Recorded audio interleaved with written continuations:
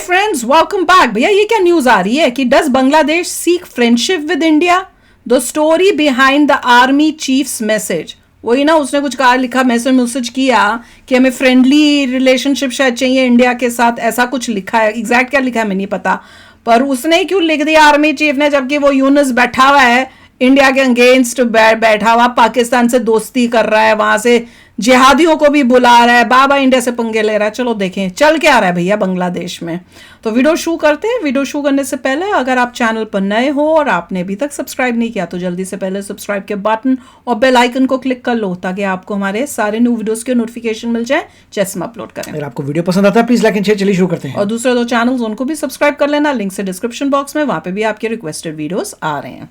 ये जो भारत को लेकर उन्होंने बातें करी हैं, इसको हम एनालाइज भी करेंगे। ये नहीं कि जो जनरल ने बोला है कि जनरल का बोलने का कारण क्या था। जनरल वकरुज़्ज़मान ये भी कहते हैं कि भारत के साथ हमारे स्ट्रेटेजिक इंटरेस्ट जुड़े हुए हैं। बांग्लादेशी आर्मी चीफ की पॉलिटिकल लीडरशिप ने गड़बड़ कर दी। वो बात कर रहा है अमेरिका की, वो पिट्ठू है अमेरिका का। फिर से स्टूडेंट सड़क पे आके प्रोटेस्ट कर रहे हैं। अरे बेवकूफ, अगर शेख हसीना भारत में है तो बांग्लादेश में बस जला के वापस आ जाएगी। द ब्लड इज पाकिस्तानी यार, and they say that the fruit does not fall far from the tree.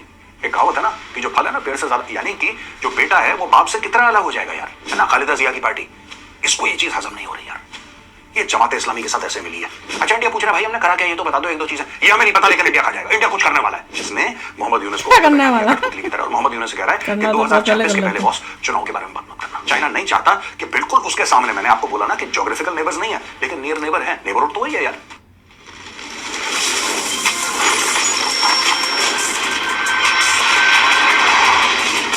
Bangladesh को खुद ही समझ नहीं आ रहा मैं करना क्या। ये हाल है उनका। जय हिंद दोस्तों, मैं हूं मेजर गौरव आर्य और आप देख रहे हैं द चाणक्य डायलॉग्स। इस वीडियो को लाइक करिए, हमारे चैनल को सब्सक्राइब करिए, बेल आइकन दबाना बिल्कुल मत भूलिएगा।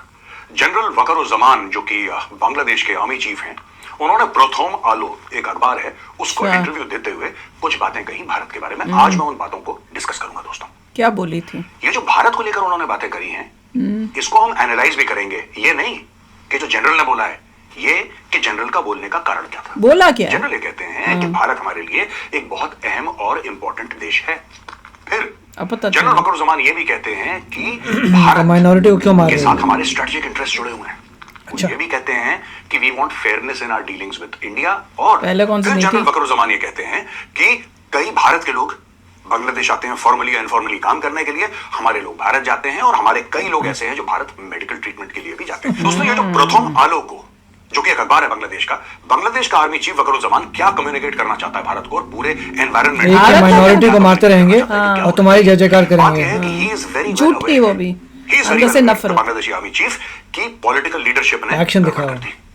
अब पॉलिटिकल लीडरशिप वहां पे इमेच्योर है, हाईली इमेच्योर है Doesn't बांग्लादेश matter. की political Abuse is leadership, abuse. क्योंकि पॉलिटिकल लीडरशिप को कभी बकवास नहीं करनी चाहिए। लेकिन खून पाकिस्तानी है इनका, जब तक दिन में 3 बार बकवास नहीं कर देते इनका भी खाना हजम नहीं होता। जब जब इनको खाना मिलता है तब, right. Army chief of Bangladesh today realises, आप ये देखिए यही बंदा था जिसने शेख हसीना को बोला कि मैडम अब हम आपके लिए नहीं लड़ सकते, आप निकल लो। मैंने बोला तो था, इन्होंने तो हेल्प की थी आर्मी ने। वो आर्मी है बांग्लादेश आर्मी जो कि कई बार कू कर चुकी है, कई बार बांग्लादेश में तख्ता पलट कर चुकी है। ये इस आर्मी का इतिहास है। उसका आर्मी चीफ ये कह रहा है कि वो आर्मी चीफ पावर में नहीं आया तो उसने कू नहीं किया। That's all right. He did not say we want equality because there is no equality between Bangladesh and India. हमारी इकोनॉमी बहुत बड़ी है, हमारे रिसोर्सेज बहुत ज्यादा हैं, हमारी पॉपुलेशन बहुत ज्यादा है, हमारी मिलिट्री। What equality? कंट्रीज थोड़ा बोलते हैं इक्वालिटी में। There is no concept of equality in countries because we are not equal, we are not equal, right. What equality? Equality होती नहीं कभी कंट्रीज में। बांग्लादेश तमीज में था, अब बांग्लादेश तमीज में नहीं है। तो मैं फिर से एक बयान आपको देता हूं, वी आर नॉट इक्वल। नाम कभी थे ऐसे थोड़ा तुम बोलोगे कि भाई हम रशिया के साथ इक्वल हो रहे हैं। नीचे बड़ा नहीं होता भैया, कंट्री पुअर है, that's it. There is no doubt. यहां पे चीन को लेकर बड़ा बयान बांग्लादेश के आर्मी चीफ जनरल वकरुज़्ज़मान ने बोला कि हमारे साथ चाइना के स्ट्रेटेजिक इंटरेस्ट हैं, जो कि ठीक है। अच्छा, दैट्स ओके। हमारे साथ चाइना के स्ट्रेटेजिक इंटरेस्ट हैं। और उन्होंने एक और बात ये क्या बोली है, ही सेड कि यार चाइना हमारे इंफ्रास्ट्रक्चर में बड़ा हमें मदद कर सकता है, China can invest in Bangladesh infrastructure, that is also okay. Belt and road initiative, not okay, it's not okay. यहां पे फिर मैं एनालाइज अपने हिसाब से बोल बेसिक पॉइंट बताऊंगा यहां पे 3 points. It's not okay for us और इंडिया। आपने एक बात देखी, मोहम्मद यूनुस जो सीनियर एडवाइजर है, जो हेड ऑफ स्टेट है बांग्लादेश का फॉर ऑल प्रैक्टिकल पर्पसेस, वो बात कर रहा है अमेरिका की, वो बात कर रहा है अमेरिका की। वो पुरानी पिट्ठू फोटो से अमेरिका क्या का, बोला उसने? वो बच्चा है बिल क्लिंटन का, वो चेला है जो बाइडेन का, ठीक है, वो बात कर रहा है अमेरिका की। दूसरी तरफ बांग्लादेश का आर्मी चीफ बात कर रहा है इंडिया और चाइना की, क्योंकि बांग्लादेश का इंडिया और चाइना इकट्ठे नहीं हो सकता। he realizes that it has to be neighborhood first। आपको डील अपने You neighbors can't के साथ be with करना है। China America and India 8,000 both। खाने वाला किलोमीटर दूर बांग्लादेश एक देश है खाएगा। जिसका मूड हर शाम को बदलता है। They are not reliable partners. This is what the Bangladesh army chief understands. Though China is not a neighbour of Bangladesh, geographical neighbour, but near neighbour कह सकते हैं, क्योंकि बांग्लादेश के साथ भारत है, भारत का नेबर चाइना है, बांग्लादेश के साथ म्यांमार है, उसका नेबर चाइना है, तो नियर नेबर कह सकते हैं। They are certainly not geographical neighbours. और जो तीसरा पॉइंट है which is very important is he realises, the Bangladeshi army chief realises today, उसने ज्यादा कुछ कमेंट शमेंट नहीं करा, चुप बैठा रहा। ही रियलाइजेस दैट अगर बांग्लादेश को स्टेबल बनाना है, you need your neighbours, you can not depend upon America, because America is the cause of instability in Bangladesh. जो बांग्लादेश में आज की तारीख में, अब मैं टीवी देख रहा था, वहां पे फिर से स्टूडेंट सड़क पे आके प्रोटेस्ट कर रहे हैं। इस बार ये भी अमेरिका ने किया है। I think so. वो बांग्लादेश में हल्ला कर रहे हैं, बांग्लादेश में प्रोटेस्ट कर रहे हैं, बांग्लादेश में दुकानें बंद पावर कर है रहे हैं और उसमें। बसें जला रहे हैं, क्योंकि शेख हसीना भारत में है, उसको वापस लेकर आओ। अरे अच्छा, वो इसके लिए कर रहे हैं। अगर शेख हसीना भारत में है तो बांग्लादेश में बस जला के वो वापस आ जाएगी। हाउ डज दैट वो वर्क? तो शेख हसीना को ट्रायल करना ये तो वही चाहते चीज हैं। है कि profit They want to Mohammed try के it in court। खिलाफ फ्रांस में कुछ चीजें हो गई, खाके बन गए साहब, गुस्ताखी वाले खाके बन गए, कार्टून्स बन गए प्रॉफिट मोहम्मद के, राइट? यहां पे तहरीक लब्बैक पाकिस्तान ने आधा लाहौर जला दिया। आपने आधा लाहौर जला दिया, आप अपने मुल्क को जला रहे हो, कार्टून बने USA नहीं फ्रांस जला में। रहा। आपने अपना मुल्क जला दिया, इसमें लॉजिक क्या है? बट यही चीज है ना कि खून तो वही है ना पाकिस्तानी इनका। द ब्लड इज पाकिस्तानी यार। एंड दे से the fruit does not fall far from the tree. एक कहावत है ना कि जो फल है ना पेड़ से ज्यादा, यानी कि जो बेटा है वो बाप से कितना अलग हो जाएगा यार, वो बेटा अपने बाप से कितना अलग हो जाएगा। यही पाकिस्तान में चलता है, वही बांग्लादेश में, वही रेडिकल इस्लामिज्म, वही जिहाद की बातें, वही पॉलिटिकल इंस्टेबिलिटी, वही मिलिट्री कू, वही आईएमएफ से भीख मांगना। I mean it is exactly the same pattern. Language अलग है, यहां पे बांग्ला बोल रहे हैं, वहां पे ज्यादातर लोग उर्दू बोल रहे हैं, लेकिन आपने एक पैटर्न देखा है, exactly the same pattern. The fruit does not fall far from the tree. दोस्तों, बांग्लादेश में अब एक और चीज आ गई। जो फादर ऑफ द नेशन आज तक बांग्लादेशी मानते थे, शेख मुजीबुर रहमान, बंगबंधु भी बोलते थे, वो बोल रहे हैं कि नहीं साहब, नहीं नहीं नहीं नहीं नहीं।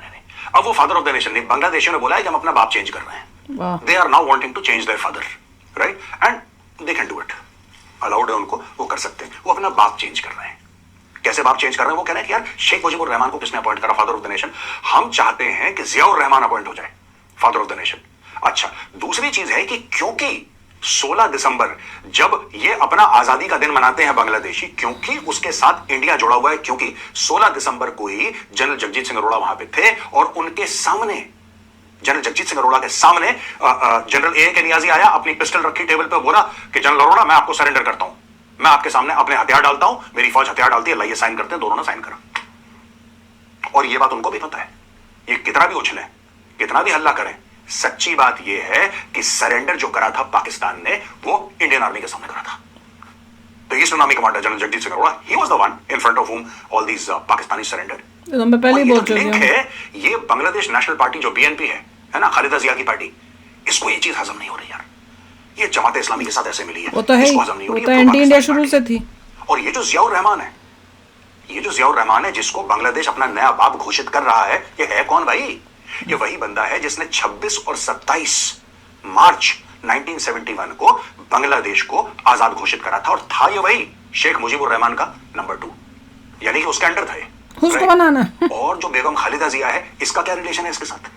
बीएनपी के जो लीडर है खालिदा जिया, उसका क्या रिलेशनशिप है? ये इसका पति ओ अच्छा, Yeah, we know. जियाउर मैं रहमान भूल इज गई द थी। हस्बैंड ऑफ खालिदा जिया। हाँ, ये अब वही वो था। अपने हस्बैंड को बना रही है father of the nation of Pakistan, यानी कि वो मम्मी बन गई। वो भाई, वो अगर पापा बन गया तो ये तो मम्मी बन गई। यही स्टोरी चल रही है बांग्लादेश में। ये जो आप देख रहे हैं ना, इसमें 3-4 ताकतें हैं। इंडिया को जानबूझ के बुरा बनाया क्योंकि आपको एक कॉमन फैक्टर चाहिए, जैसे पाकिस्तान में हुआ था। पाकिस्तान में क्या हुआ था? पाकिस्तान को लड़ाई मोलनी पड़ी भारत से।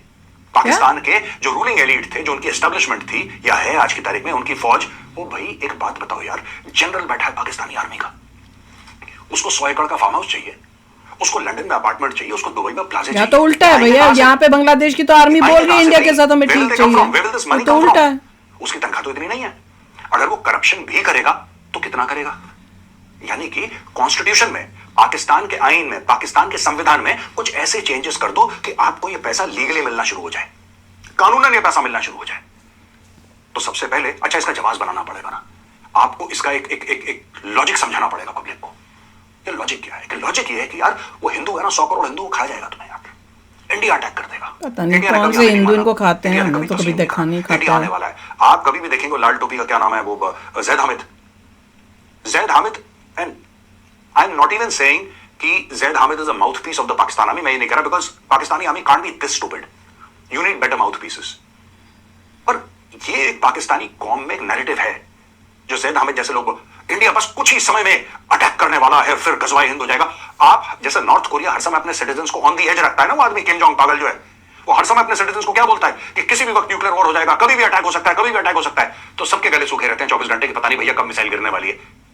वही पाकिस्तान में कुछ लोग काम करते हैं, वही बांग्लादेश कर रहा है। It is the same strategy जो बांग्लादेश कर रहा है। इंडिया खा जाएगा, इंडिया खा जाएगा, इंडिया ये कर देगा, इंडिया। अच्छा इंडिया पूछ रहा है भाई हमने करा क्या, ये तो बता दो, 1-2 चीजें। ये हमें नहीं पता, लेकिन इंडिया खा जाएगा, इंडिया कुछ करने वाला है, इंडिया कुछ कर दे। क्योंकि आपको जब सत्ता हासिल करनी है तो आपको एक आदमी को एनिमी बताना पड़ता है। कई बार मैं आपको समझा चुका हूं दोस्तों, इसको कहते हैं एक्सटर्नलाइजेशन ऑफ थ्रेट, राइट? याद रखिएगा, जब आप कहते हैं कि बाहर का कोई हाथ है, ये टिपिकली होता है एक्सटर्नलाइजेशन ऑफ थ्रेट। यही चीज बांग्लादेश में हो रही है। सबके अपने अपने व्यू पॉइंट्स और थ्योरीज हैं। अब यहाँ पे जब मैं सुन रही थी तो मुझे लगा कि ये जो आर्मी का बंदा है जिसने बात की है किसी न्यूज़पेपर के साथ, और वो बांग्लादेश का, उसने ये बोला, उसने इंडिया और चाइना दोनों के कि भाई हमें उससे फायदे हैं तो इसलिए हमने दोनों के साथ बना के रखनी है। भैया this is not okay. Why? क्योंकि इंडिया और चाइना जो हैं वो कभी भी इकट्ठे तुम्हारे दोस्त नहीं हो सकते। You have to pick one. तुम इंडिया को भी दोस्त और चाइना को भी दोस्त नहीं बना सकते, क्योंकि इंडिया और चाइना की दोस्ती नहीं हो सकती। और क्यों नहीं हो सकती? क्योंकि चाइना जो है करेक्ट टाइम का वेट कर रहा है, और जैसे उसके पास करेक्ट टाइम और करेक्ट पावर होगी वो इंडिया को अटैक करेगा ही करेगा। वो बांग्लादेश को भी खाएगा, वो पाकिस्तान को भी खाएगा। उसका इरादा है सिर्फ एक्सपेंशन और कुछ नहीं है। और उसको ये दिख रहा है कि सबसे बड़ी ताकत जो उसको टक्कर दे सकती है इस रीजन में वो इंडिया है, और वो इसीलिए इंडिया को घेरने की कोशिश में है, वहां से पाकिस्तान और यहां से बांग्लादेश में कंट्रोल लेने की। और ये जो बोला इस आर्मी के बंदे ने, जब उसने चाइना का नाम लिया है तो उससे ये साफ क्लियर हो रहा है कि वो चाइना के साथ उनको फायदे दिख रहे हैं, और चाइना धीरे धीरे बांग्लादेश को कंट्रोल करेगा unless and until Sheikh Hasina वापस वहां नहीं जाती है। अब क्वेश्चन ये है कि मुझे लगा था कि भैया प्रोटेस्ट इसलिए हो रहे हैं कि अब अब शेख हसीना के लोग आके सड़कों पे गए हैं। पहले तो यही सुनने को मिला था, राइट? एक न्यूज में तो यही लगा था हमें, पर अब लग रहा है कि वो इसलिए सड़कों पे आ गए कि वो कहते हैं कि शेख हसीना को वापस भेजो। भाई इंडिया तो कभी नहीं भेजेगा, कर लो जो करना है। एक्चुअली सब कुछ बहुत ही सिंपल है कि आप पाकिस्तान में देखते हैं कि पहले 30% हिंदूज थे, अब लेस देन 1% है। बांग्लादेश में 23% कहते हैं, अब जाके 8% हो गए हैं। 10 साल आगे वो भी लेस देन 1% हो जाएंगे। वो कंट्रीज दोनों कंट्रीज़ हैं, Pakistan Bangladesh, are driven by religion. Religion क्योंकि वो उस हालत में पहुंच चुके हैं कि वो इतने, आप कह सकते हैं कि अनएजुकेटेड हो चुके हैं कि उनके माइंड में सिर्फ रिलीजन ही है। इसकी वजह से उनका डिक्लाइन हो रहा है। ऐसे नेशंस के साथ आप कोई दोस्ती करके ये सब करके कुछ नहीं कर सकते। इंडिया को खुद को प्रोग्रेस करना है। अगर बांग्लादेश स्ट्रॉन्ग था एक ज़माने में टेक्सटाइल में हराना है, पाकिस्तान को हराना है, इकनॉमिकली बुरी तरह से हराना है, उसके बाद उनके माइंड में रियलिटी चेक आएगा क्या होता है। मगर अभी तक मैंने देखा नहीं है कि इंडिया ने कुछ वास्ट अमाउंट ऑफ चीज़ें की हों कि वो जो रिवर्सल हो रहा है कि माइनॉरिटी और ख़त्म होती जा रही है उसको कुछ चेंज कर पाए, और मुझे लगता भी नहीं है कि चेंज कर पाएगा। आप किसी और देश में वो क्या कर रहे हैं उसे चेंज करना बहुत ही डिफ़िकल्ट है उसको करना। तो ये इवेंचुअली ये होगा, इंडिया को आगे बढ़ना पड़ेगा, अपने आर्म्ड फोर्सेस को इतना स्ट्रॉन्ग करना पड़ेगा कि अगले बंदे जो हैं डर के रहें आपसे कि ये बहुत बड़ी पावरफुल कंट्री है, इससे पंगा मत लो। That is the only way. यारी दोस्तों से कुछ नहीं होने वाला, जब वो उनके साथ नहीं होगा। आपके माइनॉरिटी को जो ख़त्म कर रहे हैं उनका माइंडसेट पता, इसके लिए वेट करने की ज़रूरत नहीं, कुछ नहीं होगा। कोई जनरल को उनका कुछ बोल रहा है, उससे डजंट मैटर। आप अपने एक्शन से बताओ तुमने क्या किया एक्शंस का। आपकी माइनॉरिटी का इंक्रीज़ हो रही है, नहीं हो रही। तो मुझे तो ये लगता है end of the day India has to focus on itself and keep going forward. और दोनों को आप बहुत अलर्ट रहिए, लगता नहीं है कि कुछ होने वाला है। अब हमें उनसे दोस्ती का कुछ नहीं होगा। कोई सोचने की भी ज़रूरत नहीं है इस एंगल में, क्योंकि अब हमें यही सोच के चलना पड़ेगा कि अब हमारे इस साइड भी दुश्मन है पाकिस्तान और उस साइड भी दुश्मन है बांग्लादेश। अनफॉर्चुनेट सिचुएशन है, पर वो लोग रिलीजन में डूब गए हैं, अब कुछ नहीं हो सकता है। तो चलो यार, आप भी शेयर करना अपने थॉट्स। चलते हैं, मिलेंगे नेक्स्ट वीडियो में बहुत ही जल्द। Till then take care and bye bye. तो अगर आप मेरे इस चैनल पे नए हो तो जल्दी से सब्सक्राइब के बटन को हिट करो और बेल आइकन को क्लिक करो, ताकि आपको मेरा जब नया वीडियो मैं लगाऊं आपको उसके बारे में जल्दी से पता चल जाए।